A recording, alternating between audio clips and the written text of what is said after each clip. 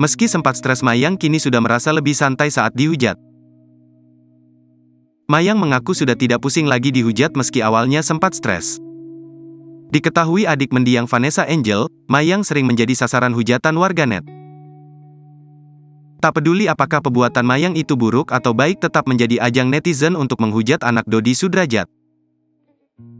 Bahkan tidak melakukan perbuatan apapun, Mayang tetap dihujat. Kini Mayang sudah terbiasa dengan hujatan tersebut setelah 4 tahun terjun di dunia hiburan. Mayang sudah mulai mengabaikan hujatan itu meski awalnya sampai membuatnya stres. Penyanyi Mayang akui sudah tak pedulikan hujatan warganet alias netizen.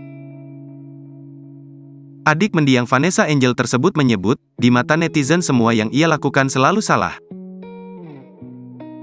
Termasuk saat Mayang berbuat baik, selalu ada saja hal yang membuat netizen memberikan kritik pedas untuknya.